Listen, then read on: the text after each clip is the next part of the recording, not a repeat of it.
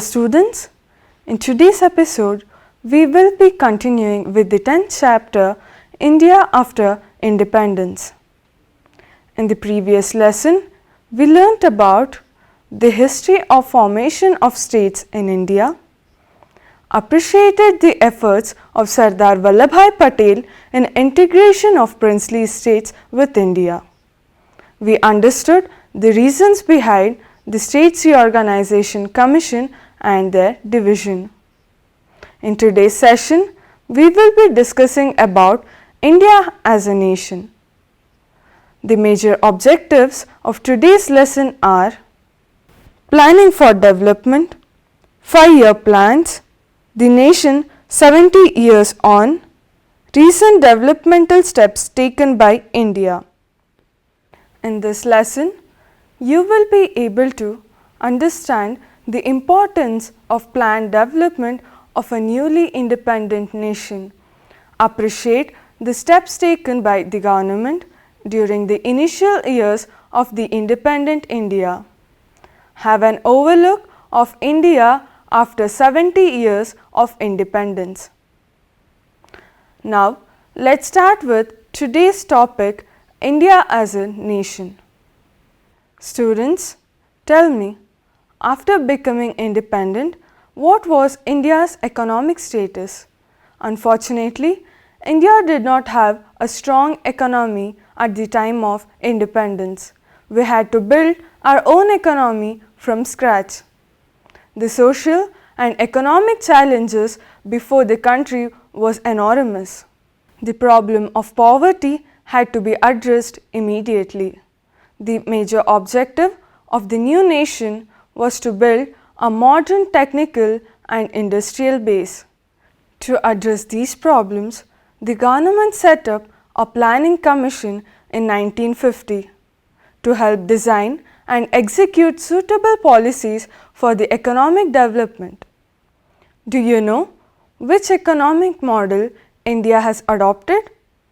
India decided to adopt mixed economy model.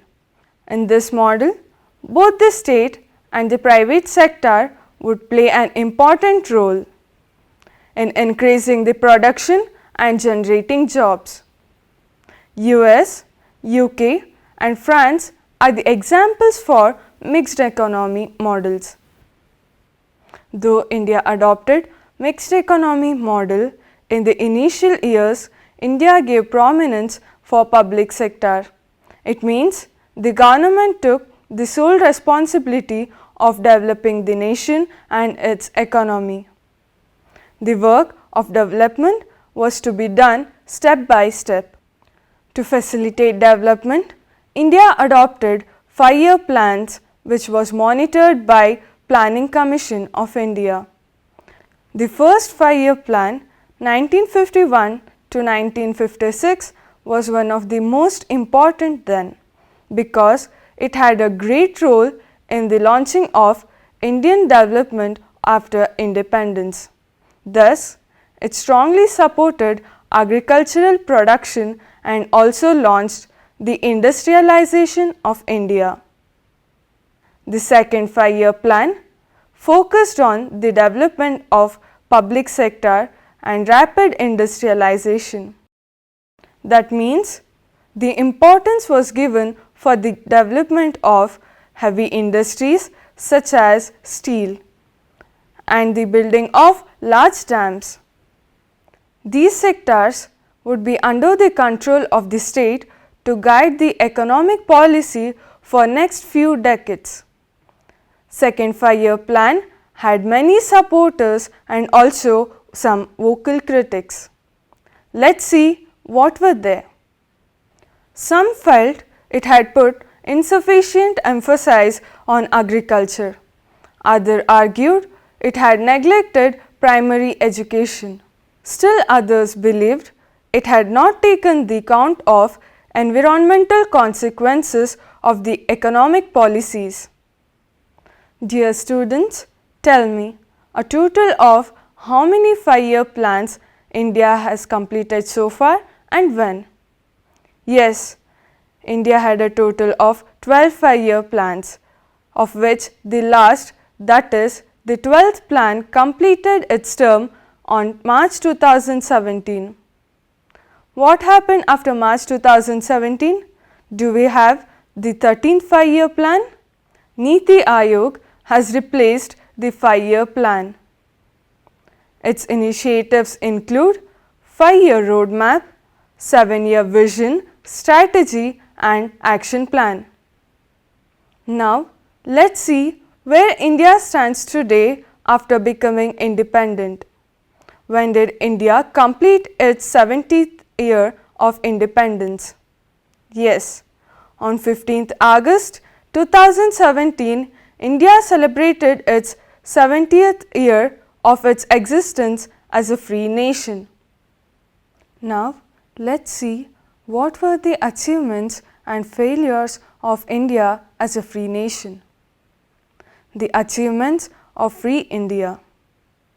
Many foreign observers thought that India would not survive as a single country and would break up into many parts, with each region or linguistic group seeking to form a new nation of its own. Some believed it would come under a military rule, but India is still united and democratic. There is a free press as well as an independent judiciary. Finally, the fact that people speak different languages or practice different faiths has not come in way of national unity.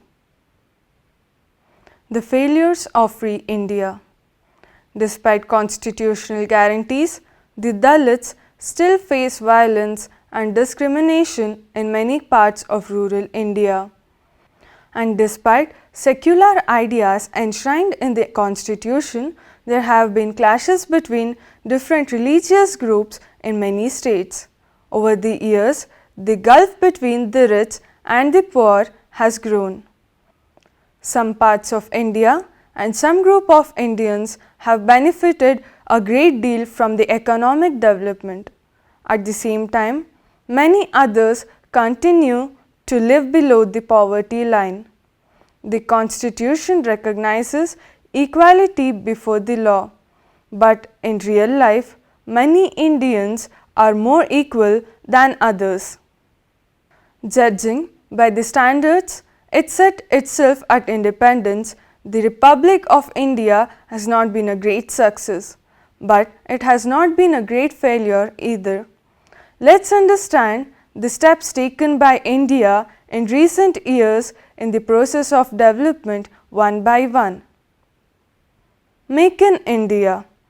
It was launched by the Government of India on 25th September 2014 to encourage companies manufacture their products in India and incentives with dedicated investments into manufacturing.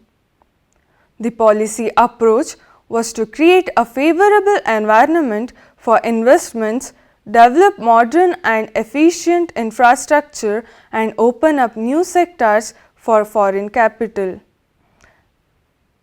The initiative targeted 25 economic sectors for job creation and skill enhancement and aimed to transform India into a global design and manufacturing hub.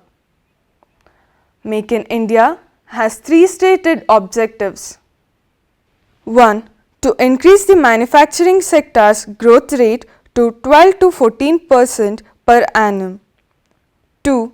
To create 100 million additional manufacturing jobs in the economy by 2022. 3.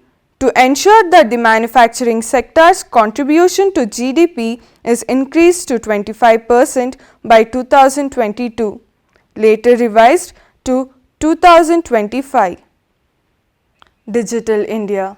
It was launched on 1st July 2015 by the Government of India in order to ensure the government services are made available to citizens electronically by improved online infrastructure and making the country digitally empowered in the field of technology.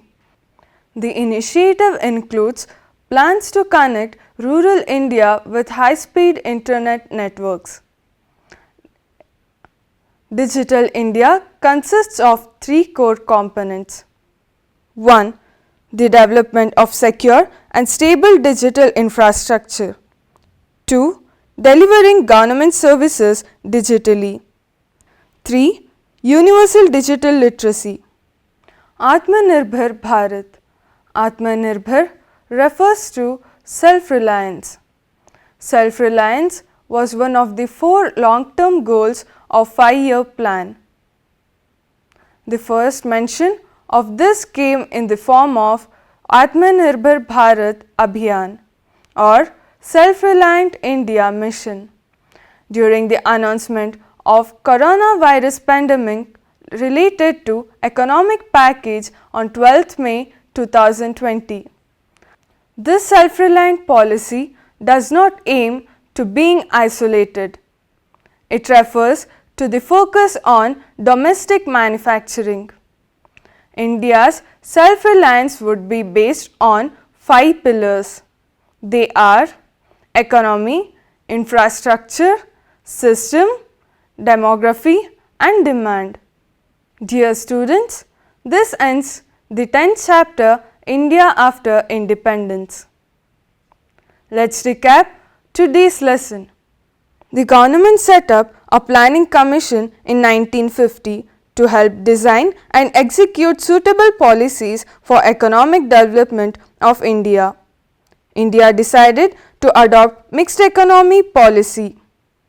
The first 5-year plan was launched in 1951.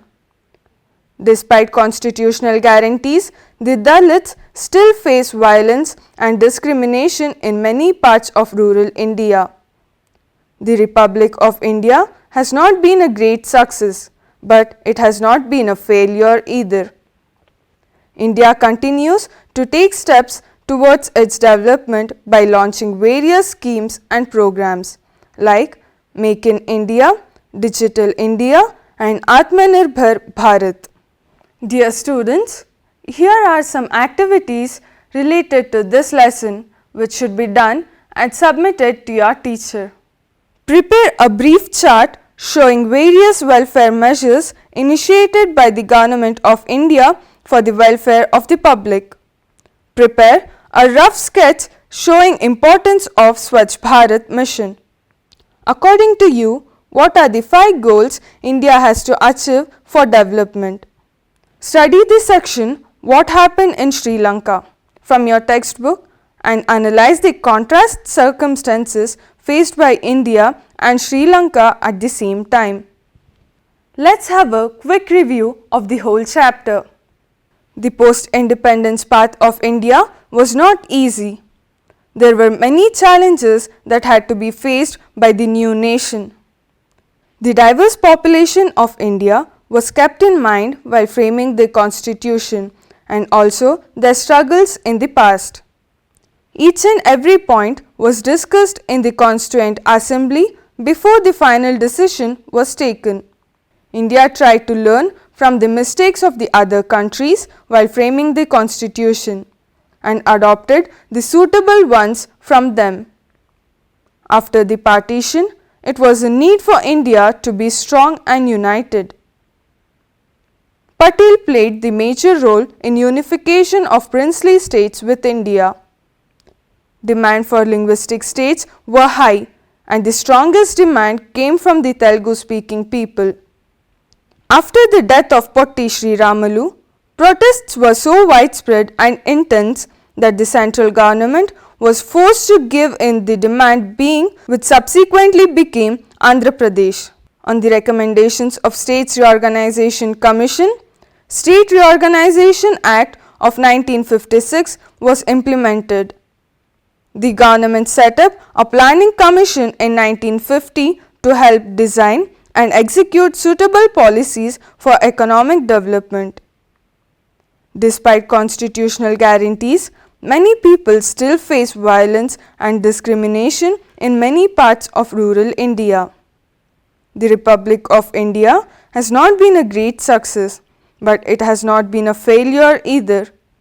India continues to take steps towards its development by launching various schemes and programs like Make in India, Digital India and Atmanirbhar Bharat. Students, I hope you have enjoyed learning